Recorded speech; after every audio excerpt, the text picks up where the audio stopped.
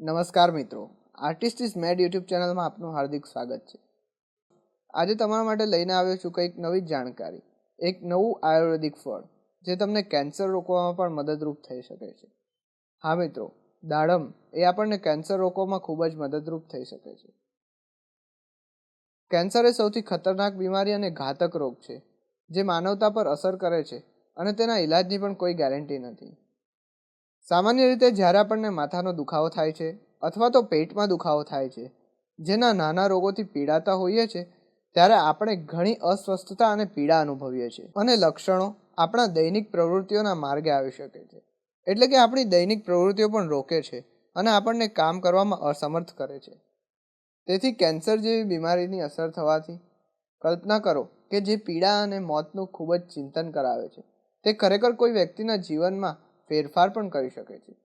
જેમ આપણે જાણીએ છીએ કે ઘણા પ્રકારના રોગો અને બીમારીઓ લોકોને માનસિક અને શારીરિક એમ બંને રીતે અસર કરે છે.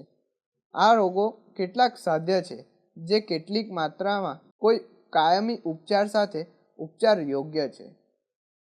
કેન્સર એક એવો રોગ છે જેનો ઉપચાર કરી શકાય છે, હા, પણ ફક્ત ચોક્કસ પ્રકારના જ કેન્સર. જો કે સૌથી વધુ યોગ્ય પ્રકારના કેન્સર માટે પુનરાવર્તન દર ખૂબ જ ઊંચા હોય છે.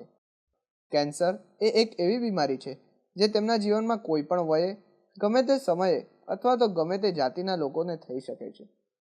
જ્યારે તમારા શરીરમાં કેન્સરગ્રસ્ત કોશિકાઓની વૃદ્ધિ થાય છે, જે અસાધારણ દરે વધે છે, જે પેશીઓ અને અંગને નુકસાન પહોંચાડે છે, અને ત્યારે વ્યક્તિના કેન્સરનું નિદાન થાય છે.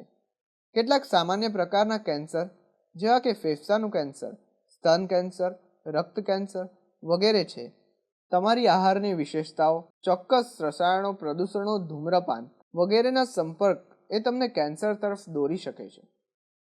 એક તાજેતરના સંશોધનના અભ્યાસમાં જણાવાયું છે કે દાડમ અનેક પ્રકારના કેન્સરને રોકવામાં મદદ કરી શકે છે.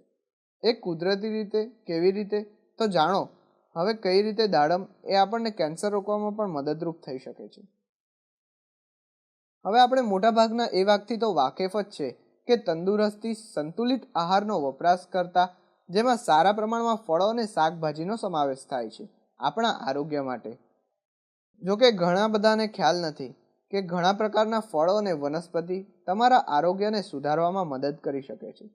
તેઓ કેન્સર સહિત એવા ઘણા બધા રોગો અટકાવવામાં પણ ક્ષમતા ધરાવે છે. તેથી વિવિધ ફળો અને શાકભાજીના વિવિધ સ્વાસ્થ્ય લાભો વિશે હું આપને જણાવતો રહું છું. દાડમ એક રંગીન ફળ છે જે આપણને મોટાભાગનાને ખૂબ જ ગમતું હોય છે. તેમાં લોહ, magnesium, vitamin B6, vitamin C, potassium વગેરે જેવી તંદુરસ્ત પોષક તત્વો હોય છે. ડિપ્રેશનની સારવાર જેવી સ્વાસ્થ્ય લાભો સાથે જોડાયેલ ડાયાબિટીસ, ચામડી અને વાળની તંદુરસ્તીમાં વધારો વગેરે એ પણ એક દાડમના જ ભાગ છે. તાજેતરના સંશોધનમાં જાણવા મળ્યું છે કે દાડમ પણ કેન્સરને રોકી શકે છે. સંશોધકો કહે છે કે દાડમના પોલિફિનોલ્સ અને એન્ટીઓક્સિડન્ટોના કારણે તે શરીરને અસર કરતા કેટલાક પર્યાવરણમાં મુક્ત રેડિયલ રોકી શકે છે. આમ કેન્સરગ્રસ્ત કોશિકાઓના વિકાસને અટકાવી શકાય છે. વધુમાં દાડમ એ વિટામિનથી વધુ સમૃદ્ધ છે. તે તમારી રોગપ્રતિકારક તંત્રને નોંધપાત્ર પ્રમાણમાં વધારો કરી શકે છે અને કેન્સર સામે લડવા માટે તમારા શરીરના કોશિકાઓને મદદ કરે છે, જેથી તમારો રોગ અટકાવવામાં ખૂબ જ સહાયતા થાય છે.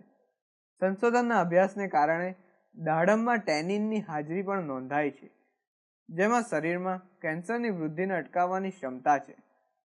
તેથી અંતમાં જોવા જઈએ તો દાડમ ખરેખર કેન્સરને રોકવા માટે ખૂબ જ મદદરૂપ થાય છે, જ્યારે નિયમિત ધોરણે ખવાય તો.